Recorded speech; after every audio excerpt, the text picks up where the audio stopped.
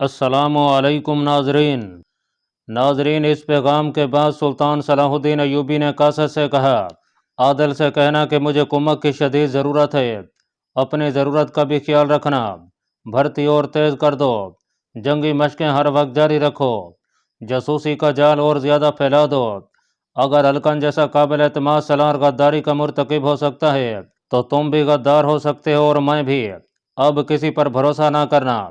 علی بن سفیان سے کہنا کہ اور تیز اور چوکنا ہو جائے، مصر سے کمک آنے تک میں کوئی جرحانہ کارروائی نہ کروں تو بہتر ہوگا۔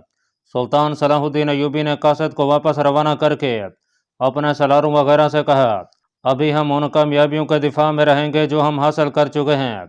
اپنی موجودہ صورتحال پر ایک نظر ڈالو، تمہارا سب سے بڑا دشمن تمہارا اپنا بھائی ہے، تمہارے طاقتور دشمن 3 ہیں۔ حلب میں الملک بیٹھا ہے، دوسرا اس کا قلعہ گمشتگین ہے جو حوران میں فوج تیار کیے ہوئے ہے، اور تیسرا سیف الدین ہے جو موصل کا حاکم ہے۔ یہ تینوں فوجیں اکٹھی ہو گئیں تو ہمارے لیے ان کا مقابلہ کرنا آسان نہیں ہوگا۔ ریمانڈ کو تم نے پسپا کر دیا ہے، لیکن وہ اس انتظار میں ہے کہ مسلمان فوجیں آپس میں الجھ جائیں تو وہ ہمارے عقب میں آ جائے۔ میں معصور ہو کر بھی لڑ سکتا ہوں، لیکن لڑنا نہیں چاہوں گا۔ کیا ایک کوشش اور نہ کی جائے کہ ملک الصالح، سیف الدین اور گمشتگین کو راہ راست پر لایا جائے؟ ایک سالار نے کہا، نہیں۔ سلطان صلاح الدین ایوبی نے کہا، کیا میں کوشش نہیں کر چکا؟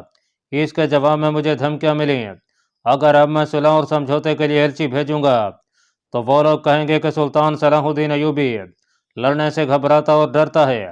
اب میں ان پر قہر بن کر گرنا چاہتا ہوں جو ان کے دل اور دماغ کی مہریں توڑ دے گا۔ یہ قہر تم ہو اور تمہاری فوج ہے۔ اس نے آہ بھری اور کہا، تم نے حلب کا محاصرہ کیا تو حلب کے مسلمان جس دلیری سے لڑے وہ تم کبھی نہیں بھولو گے۔ وہ بے شک ہمارے خلاف لڑے، لیکن میں ان کی تعریف کرتا ہوں۔ ایسی بے جگری سے صرف مسلمان لڑ سکتا ہے۔ کاش یہ جذبہ اور یہ طاقت اسلام کے لیے استعمال ہوتی۔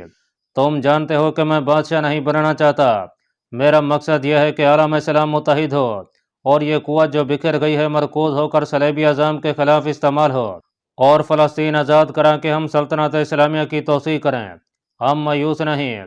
ایک سالار نے کہا، نئی بھرتی آ رہی ہے، اس علاقے میں جوان خاصی تعداد میں بھرتی ہو رہے ہیں، مصر سے بھی کمک آ رہی ہے، ہم آپ کی ہر توقع پوری کریں گے، لیکن میں کب تک زندہ رہوں گا؟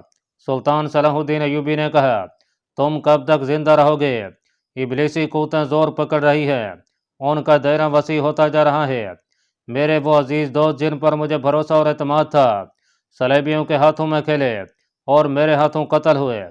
الکن تمہارے ساتھ کا معتمد سالار تھا، کیا تم سن کر حیران نہیں ہوئے کہ الکن نے سوڈان سے حبشیوں کی فوج بلائی اور مصر پر قابض ہونے کی کوشش کی؟ اس نے مجھ پر یہ کرم کیا کہ شکست کھا کر اپنے ہاتھوں اپنی جان لے لی ہے۔ میں نے اسے سزائے موت نہیں دی۔ حکومت کا نشہ دولت اور عورت اچھے اچھے انسانوں کو اندھا کر دیتی ہے۔ ایمان میں کیا رکھا ہے؟ ایمان سونے کی طرح چمکتا نہیں، عورت کی طرح عیاشی کا ذریعہ نہیں بنتا، اور ایمان بادشاہ اور فرعون نہیں بننے دیتا۔ ایک بار روح کے دروازے بند کر لو تو ایمان بیکار شے بن جاتا ہے، پھر عقل پر پردے پڑ جاتے ہیں۔ اسپین سے تمہارا پرچم کیوں اترا؟ تاریخ کہتی ہے کہ یہ کفار کی سازش کا نتیجہ تھا، مگر ان کی سازشیں کیوں کامیاب ہوئیں؟ کیونکہ خود مسلمانوں نے اپنے آپ کو کفار کا اعلی کار بنایا اور اجرت وصول کی۔ اسپین ان کا تھا جنہوں نے سمندر پار جا کر کشتیاں جلا ڈالی تھیں تاکہ واپسی کا خیال ہی دل سے نکل جائے۔ اسپین کی قیمت وہی جانتے ہیں جنہوں نے یہ قیمت دی تھی۔ اسپین شہیدوں کا تھا۔ یہ ہوتا آیا ہے اور مجھے ڈر ہے کہ یہی ہوتا چلا جائے گا کہ خون کے نذرانے دے کر ملک حاصل کرنے والے دنیا سے اٹھ جاتے ہیں تو وہ لوگ بادشاہ بن جاتے ہیں جن کے خون کا ایک قطرہ بھی نہیں بہا تھا۔ انہیں چونکہ ملک مفت ہاتھ آ جاتا ہے، اس لیے اسے وہ عیاشی کا ذریعہ بناتے ہیں اور اپنے تخت و تاج کی سلامتی کے لیے دین و ایمان والوں اور دل میں قوم کا درد رکھنے والوں کی زبانیں بند کرتے اور ان کا گلا گھونٹ دیتے ہیں۔ انہیں افلاس اور فاقوں کی چکی میں پیس کر ان کے جذبوں کو ختم کر دیتے ہیں۔ اسپین میں یہی ہوا۔ کفار نے ہمارے بادشاہوں کو زر و جواہرات اور یورپ کی حسین لڑکیوں سے اپنے ہاتھ میں لیا، انہیں انہی کی فوج کے خلاف کیا، مجاہدین کو مجرم بنایا اور اسپین کی اسلامی مملکت کو دیمک کھا گئی۔ ہمارے رسول اکرم صلی اللہ تعالی علیہ وآلہ وسلم کے پروانوں نے لہو کے چراغ جلا کر آدھی دنیا کو حق کی آواز سے منور کیا۔ کہاں ہیں وہ چراغ؟ ایک ایک کر کے بجھتے جا رہے ہیں۔ یہ چراغ لہو مانگتے ہیں، مگر لہو دینے والے سلیبیوں کی شراب اور عورت کے تلسم میں گم ہو گئے ہیں۔ ان لوگوں کو یہ سلطنت مفت آتی ہے۔ وہ ان شہیدوں کو بھول چکے ہیں جن کے خون کے عوض خدا نے قوم کو یہ سلطنت عطا کی تھی، اور خدا نے یہ سلطنت بادشاہیاں قائم کرنے اور عیاشی کے لیے عطا نہیں کی تھی، بلکہ اس لیے کہ اسے مرکز بنا کر اسلام کا نور ساری دنیا میں پھیلایا جائے اور بنی نوع انسان کو شر کی قوتوں سے نجات دلائی جائے۔ مگر شر کا جادو چل گیا اور آج قبلہ اول پر کفار کا قبضہ ہے۔ ہم ایک دوسرے کا خون بہا رہے ہیں۔ کافر سے پہلے غدار کا قتل ضروری ہے۔ ایک مشیر نے کہا، اگر ہم حق پر ہیں تو ہم ناکام نہیں ہوں گے۔ مجھے یہ نظر آ رہا ہے کہ یہ خطہ خون میں ہی ڈوبا رہے گا۔ سلطان صلاح الدین ایوبی نے کہا، حکومت شاید مسلمانوں کی ہی رہے، مگر ان کے دلوں پر صلیبیوں کی حکمرانی ہوگی۔ جنگی نقطہ نگاہ سے سلطان صلاح الدین ایوبی نے اپنی فوج کو ایسی پوزیشنوں میں تقسیم کر رکھا تھا کہ کسی بھی ایسے قلعے پر جو وہ فتح کر چکا تھا دشمن براہ راست حملہ نہیں کر سکتا تھا۔ ان قلعوں میں اس نے مختصر سی نفری رکھی تھی کیونکہ وہ قلعہ بند ہو کر لڑنے کا قائل نہیں تھا۔ پہاڑی علاقے میں اس نے تمام راستوں اور وادیوں کی بلندی پر تیر انداز بٹھا دیے تھے۔ جو راستے تنگ تھے ان کے اوپر پہاڑوں پر اس نے بہت بڑے بڑے پتھر رکھ کر کچھ آدمی بٹھا دیے تھے تاکہ دشمن گزرے تو اوپر سے پتھر لڑکا دیا جائیں۔ دمشق سے آنے والے راستے کو اس نے کمانڈو قسم کے گشتی دستوں سے محفوظ کر رکھا تھا تاکہ رسد دشمن سے محفوظ رہے۔ ایک جگہ ایسی تھی جسے حماد کے سینگ کہا جاتا تھا۔ یہ ایک وسیع وادی تھی جس میں ایک ٹیکری جو خاصی بلند تھی آگے جا کر سینگوں کی طرح دو حصوں میں تقسیم ہو گئی تھی۔ اسے سلطان صلاح الدین ایوبی نے پھندے کی حیثیت دے رکھی تھی۔ اس نے اپنے سلاروں کو تکنیکی لحاظ سے سمجھا دیا تھا کہ دشمن باہر آ کر لڑا تو اسے اس وادی میں گھسیٹ کر لڑایا جائے گا۔ سلطان صلاح الدین ایوبی نے تمام علاقے میں ایسی جگہوں پر پوزیشنیں حاصل کر لی تھیں جن سے وہ دشمن کو کسی بھی جگہ لانے پر مجبور کر سکتا تھا۔ اس تمام کے علاوہ اس کے چھاپہ مار جوان چھوٹی چھوٹی ٹولیوں میں دور دور تک گھومتے پھرتے رہتے تھے۔ جاسوسی کا نظام ایسا تھا کہ دشمن کے قلعوں کے اندر بھی سلطان صلاح الدین ایوبی کے جاسوس موجود تھے جو خبریں بھیجتے رہتے تھے۔ اسے یہاں تک معلوم ہو گیا تھا کہ سلطانی کے نام نہاد دعوے دار ملک الصالح نے اپنے گورنر یعنی حوران کے قلعہ دار گمشتگین کو اور موصل کے حاکم سیف الدین کو مدد کے لیے بلایا ہے، اور معلوم ہوتا ہے کہ یہ دونوں کچھ شرائط کے بدلے مدد دیں گے، صرف بلاوے پر نہیں جائیں گے۔ جاسوسوں نے یہ بھی بتایا تھا کہ یہ مسلمان حکمران اور عمرا بظاہر اتحادی ہیں لیکن ان کے دل آپس میں پھٹے ہوئے ہیں۔ ہر ایک اپنی جنگ لڑ کر زیادہ سے زیادہ علاقے پر قابض ہونے کی فکر میں ہے، اور صلیبین مدد کم اور شہ زیادہ دے رہے ہیں اور ان کی بہمی چپکلش کو ہوا بھی دے رہے ہیں۔ شمس الدین اور شاہ بخت کی کوئی اطلاع نہیں آئی۔ سلطان صلاح الدین ایوبی نے حسن بن عبداللہ سے پوچھا، کوئی تازہ اطلاع نہیں؟ حسن بن عبداللہ نے جواب دیا، وہ بڑی کامیابی سے اپنا کام کر رہے ہیں۔ گمشتگین نے کوئی بھی قدم اٹھایا، یہ دونوں سالار اپنا کام پورا کریں گے۔ ان کا پیغام بھی یہی تھا کہ حالات کے مطابق وہ کارروائی کریں گے۔ حسن بن عبداللہ سلطان صلاح الدین ایوبی کے انٹیلیجنس کا سربراہ تھا۔ وہ علی بن سفیان کا نائب تھا۔ علی بن سفیان مصر میں تھا کیونکہ دشمن کی جاسوسی اور تخریب کاری کا زیادہ خطرہ مصر میں تھا۔ سلطان صلاح الدین ایوبی حسن بن عبداللہ کے ساتھ باہر ٹہل رہا تھا۔ اس نے شمس الدین اور شاہ بخت کا نام لیا تھا۔ یہ دونوں گمشتگین کے جرنیل تھے۔ گمشتگین کے متعلق بتایا جا چکا ہے کہ شیطان فطرت مسلمان تھا، عہدے اور رتبے کے لحاظ سے وہ گورنر تھا اور حوران کے قلعے میں مقیم تھا۔ اس قلعے میں اور باہر اس نے خاصی فوج جمع کر رکھی تھی۔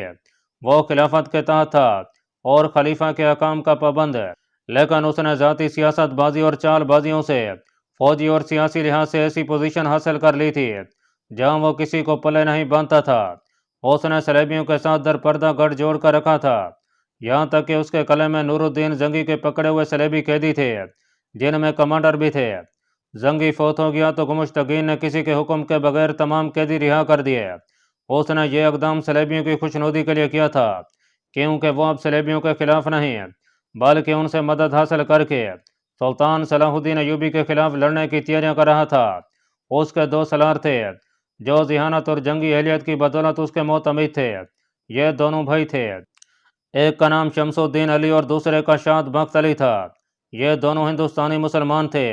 عراق کے اس وقت کے ایک مورخ کمال الدین نے عربی میں تاریخ حلب کے نام سے ایک کتاب لکھی تھی۔ اس نے ان کا اتنا ہی ذکر کیا ہے کہ یہ دونوں سگے بھائی تھے اور نور الدین زنگی کی زندگی میں ہندوستان سے اس کے پاس آئے تھے۔ زنگی نے انہیں فوج میں اچھا رتبہ دے کر حران بھیج دیا تھا۔ قاضی بہاؤالدین ابن شداد نے بھی ان کا اپنی ڈائری میں ذکر کیا ہے۔ عرب میں چونکہ نام کے ساتھ باپ کا نام بھی لکھا اور بولا جاتا ہے، اس لیے دونوں بھائیوں کے نام تحریروں میں اس طرح آتے ہیں: شمس الدین علی بن ضیاء اور شاد بخت علی بن ضیاء۔ یہ اشارہ کہیں بھی نہیں ملتا کہ ضیاء کون تھا۔ تاریخ میں ان دونوں کے نام آنے کا باعث ایک واقعہ ہے جسے اس دور کے وقائع نگاروں نے قلم بند کیا ہے۔ واقعہ اس طرح ہے کہ گمشتگین من مانی کا قائل تھا، قرآن میں عملاً اس کی حکومت تھی۔ اس نے اپنے خوش آمدی اور بدطینت افسر ابن الخاشل ابو الفضل کو قاضی کا رتبہ دے دیا تھا۔ اسلام کے قاضی انصاف اور دانش کی وجہ سے مشہور تھے، لیکن ابو فضل بے انصافی اور گمشتگین کی خوشنودی کی وجہ سے مشہور ہوا۔ اس کی بے انصافی کے قصے شمس اور شاد بخت تک بھی پہنچتے رہتے تھے، لیکن وہ خاموشی اختیار کیے رکھتے تھے۔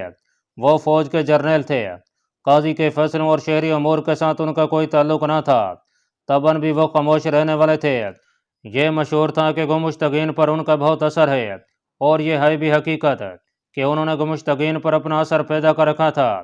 ان دنوں جب سلطان صلاح الدین ایوبی نور الدین زنگی کی وفات کے بعد 700 سواروں کے ساتھ آیا اور شام اور مصر کی وحدت کا اعلان کیا تھا، اس نے اپنے بہت سے جاسوس ان اسلامی علاقوں میں بھیج دیے تھے جو خلافت کے تحت ہوتے ہوئے ذاتی ریاستوں کی صورت اختیار کر گئے تھے۔ ان میں سلطان صلاح الدین ایوبی کا بھیجا ہوا انتانون نام کا ایک ترک جاسوس حران چلا گیا۔ وہ خبرو اور وجیح جوان تھا، ترکی کے علاوہ عربی زبان روانی سے بولتا تھا۔ اس نے گمشتگین تک رسائی حاصل کر لی اور یہ کہانی سنائی کہ اس کا خاندان یروشلم میں آباد ہے جو اس وقت صلیبیوں کے قبضے میں تھا۔ اس نے بتایا کہ صلیبی وہاں مسلمانوں پر بے رحمی سے ظلم و تشدد کرتے ہیں اور بلا وجہ جسے چاہتے ہیں بےغار پر لگا دیتے ہیں۔ وہ فرار ہو کر یہاں تک پہنچا ہے اور صلیبیوں سے انتقام لینے کے لیے سلطان صلاح الدین ایوبی کی فوج میں شامل ہونا چاہتا ہے۔ اس نے اپنا حال حلیہ بگاڑ رکھا تھا اور پتہ چلتا تھا کہ وہ یروشلم سے پیدل آیا ہے اور بھوک اور تھکن نے اسے ادموا کر رکھا ہے۔ گمشتگین نے اسے فوجی نظروں سے دیکھا تو اس کا قد بہت اسے پسند آیا۔ اس سے پوچھا کہ وہ گھڑ سواری اور تیر اندازی جانتا ہے یا نہیں۔ اس نے کہا کہ اسے ذرا آرام اور کھانے کی ضرورت ہے، اس کے بعد دکھائے گا کہ وہ کیا کر سکتا ہے۔ گمشتگین نے اسے کھلا پلا کر سلا دیا۔ وہ بہت دیر بعد اٹھا تو اسے گمشتگین کے دربار میں پیش کیا گیا۔ ایک گھوڑا منگوایا گیا، باہر لے جا کر ایک باڈی گارڈ کی کمان اور ایک تیر اسے دے کر کہا گیا کہ خود ہی کہیں نشانے پر تیر چلا کر دکھاؤ، پھر گھوڑا دوڑاؤ۔ اس نے گھوڑے پر سوار ہو کر کہا کہ وہ قریب آئے تو کوئی چیز اوپر پھینکی جائے۔ وہاں گمشتگین کے باڈی گارڈ کھڑے تھے۔ ایک دوڑا گیا اور اپنے کھانے کی پلیٹ اٹھا لیا جو مٹی کی تھی۔ انتانون گھوڑے کو دور لے گیا، وہاں سے موڑ کر ریڑھی لگائی تو گھوڑا سر پیٹ دوڑا۔ انتانون نے کمان میں تیر ڈالا، ایک باڈی گارڈ نے پلیٹ ہوا میں اچھالی۔ انتانون نے دوڑتے گھوڑے سے تیر چلایا اور پلیٹ کے ٹکڑے ہوا میں بکھیر دیے۔ اس نے گھوڑا موڑ کر سواری کے کچھ اور کرتب دکھائے۔ یہ تو کسی کو بھی معلوم نہ تھا کہ وہ تجربہ کار جاسوس اور چھاپا مار ہے اور اسے ہر ایک ہتھیار کے استعمال اور گھوڑ سواری کا ماہر بنایا گیا ہے۔ اس کے قد بوت گھٹے ہوئے جسم، گورے چٹے رنگ اور کرتب دیکھ کر گمشتگین بہت متاثر ہوا اور اسے اپنے باڈی گارڈز میں رکھ لیا۔ 2 باڈی گارڈ گمشتگین کے گھر بھی ڈیوٹی دیا کرتے تھے۔ کچھ دنوں بعد انتانون گھر کی ڈیوٹی پر گیا جہاں اسے 8 دن اور 8 راتیں رہنا تھا۔ مسلمان حکمرانوں کی طرح گمشتگین کا حرم بھی بارونق تھا، اس میں 12-14 لڑکیاں تھیں۔ انتانون نے پہلے دن جا کر گھر کے تمام دروازوں اور کونوں خدروں کو دیکھا۔ اس نے وہاں کے تمام ملازم مردوں اور عورتوں سے کہا کہ وہ چونکہ گھر کی حفاظت کے لیے آیا ہے اس لیے سارے گھر سے واقفیات حاصل کرنا ضروری سمجھتا ہے۔ اس نے کمرے تک دیکھ ڈالے۔ وہ بہت چلاک تھا، باتوں کا جادو چلانا جانتا تھا۔ حرم میں جانے کی اسے جرات نہ ہوئی۔ ایک لڑکی اسے برآمدے میں مل گئی، یہ بھی حرم کی ملکیت تھی۔ اس نے انتانون سے شہزادیوں والے روب سے پوچھا کہ وہ کون ہے اور یہاں کیا کر رہا ہے۔ محافظ ہوں، اس نے گردن تان کر جواب دیا۔ دیکھ رہا ہوں کہ اس محل جیسے مکان میں آنے اور جانے کے راستے کتنے ہیں اور کہاں کہاں ہیں، اور یہ بھی دیکھ رہا ہوں کہ آپ کے علاوہ یہاں کون رہتا ہے۔ محافظ تو پہلے بھی یہاں رہتے ہیں، کبھی کوئی اندر نہیں آیا۔ لڑکی نے کہا یہ طریقہ ہمیں پسند نہیں، یہ میرا فرض ہے۔ اس نے جواب دیا اگر حرم سے کوئی ایک بھی لڑکی غائب ہو گئی تو میری خیر نہیں۔ اس نے چہرے پر اداسی کا تاثر پیدا کر کے کہا، میں اپنی بہن کی حفاظت نہیں کر سکا تھا، اس لیے آپ کی حفاظت میں پوری احتیاط کر رہا ہوں۔ اس نے اندھیرے میں جو تیر چلایا تھا وہ نشانے پر لگا۔ اس نے عورت کی جذباتیت پر تیر چلایا تھا، وہ بھی لڑکی تھی، پوچھے بغیر نہ رہ سکی کہ وہ اپنی بہن کی حفاظت نہیں کر سکتا تھا تو کیا ہوا تھا؟ کیا اس کی بہن اغوا ہو گئی تھی؟ اسے صلیبیوں نے اغوا کیا ہے۔ اس نے وہی یروشلم والی کہانی سنا دی اور اپنے فرار کی کہانی ایسی سنسنی خیز بنا کر سنائی کہ لڑکی کا چہرہ بتاتا تھا جیسے یہ تیر اس کے دل میں اتر گیا ہے۔ اس نے کہا، میں وہاں سے پیدل یہ ارادہ لے کر آیا ہوں کہ سلطان صلاح الدین ایوبی کی فوج میں شامل ہو کر صرف اپنی بہنوں کا ہی نہیں ان تمام بہنوں کا انتقام لوں گا جنہیں صلیبیوں نے اغوا کیا ہے۔ قلعہ دار نے مجھے اپنے محافظ دستے میں رکھ لیا ہے۔ اس نے اور بھی بہت سی جذباتی باتیں کی جو لڑکی کے دل میں اترتی گئیں۔ انتانون کے سامنے چونکہ یہی لڑکی اتفاق سے آ گئی تھی، اس لیے اس نے اسی کے جذبات سے کھیلنے کی کوشش کی۔ اپنے جاسوسی کے مقاصد کے لیے اسے حرم کی ایک لڑکی کے دوست آنے کی ضرورت تھی۔ اسے ٹریننگ میں بتایا گیا تھا کہ گمشتگین جیسے عیاش گورنر اور عمرہ رقص اور شراب کی محفلیں جماتے ہیں جن میں حرم کی لڑکیاں بھی شریک ہوتی ہیں۔ شراب اور عورت کے نشے میں ان لوگوں کی زبانیں بے قابو ہو جاتی ہیں، لہذا راز انہیں محفلوں اور ضیافتوں میں بے نقاب ہوتے ہیں۔ انتانون اور اس کے ساتھی جاسوس علی بن سفیان کے تربیت یافتہ تھے اور سلطان صلاح الدین ایوبی نے انہیں بے دریغ مالی اور دیگر مراحت دے رکھی تھیں۔ کوئی جاسوس دشمن کے علاقے میں پکڑا یا مارا جاتا تو سلطان صلاح الدین ایوبی اس کے خاندان کو اتنا زیادہ مستقل وظیفہ دیا کرتا تھا کہ مالی لحاظ سے اس خاندان کو کسی کی محتاجی محسوس نہیں ہوتی تھی۔ انتانون نے اس لڑکی پر ایسا اثر پیدا کر دیا جو اس کے چہرے سے عیاں تھا۔ اسے امید نظر آنے لگی کہ یہ لڑکی اس کے جال میں آ جائے گی۔ وہ وہاں سے ہٹنے لگا تو لڑکی نے اسے دبی زبان میں کہا، پچھلی طرف ایک باغیچہ ہے، رات کے دوسرے پیر وہاں بھی آ کر دیکھ لینا۔ باڈی گارڈز کے فرائض میں رات کو پہرا دینا نہیں ہوتا تھا۔ وہ بڑے دروازے کے سامنے نہایت اچھے لباس میں چمکتی ہوئی برچیاں تھامے نمائش کے لیے موجود رہتے تھے، اور جب باڈی گارڈز اپنے آقا کے ساتھ ہوتے تو وہ اس کی حفاظت کے ذمہ دار ہوتے تھے۔ ان کا اصل کام میدان جنگ میں سامنے آتا تھا جب وہ اپنے آقا کے ساتھ ساتھ رہتے تھے۔ انتانون رات کے دوسرے پیر باغیچے میں چلا گیا اور ٹہلتا رہا۔ یہ مکان جیسا محل تھا، اندر سے گانے بجانے اور ناچنے کی آوازیں آ رہی تھیں۔ انتانون نے ان مہمانوں کو بڑے غور سے دیکھا تھا جو آئے تھے، ان میں 2-3 صلیبی بھی تھے۔ وہ باغیچے میں کچھ دیر ٹہلا تو پچھلے دروازے سے لڑکی نکلی اور اس کے پاس آ گئی۔ بیٹھ جاؤ، اس نے پتھر کے ایک بینچ پر بیٹھتے ہوئے کہا۔ میں ملکہ کی برابری کی جرات نہیں کر سکتا، انتانون نے کہا۔ کسی نے دیکھ لیا تو؟ دیکھنے والے شراب میں بدمست ہیں، لڑکی نے کہا۔ بیٹھو۔ انتانون نے اپنے فن کے کمالات دکھانے شروع کر دیے۔ لڑکی میں جو جھجک تھی وہ انتانون نے ختم کر دی۔ انتانون نے اگلی رات پھر ملنے کا وعدہ کیا اور چلا گیا۔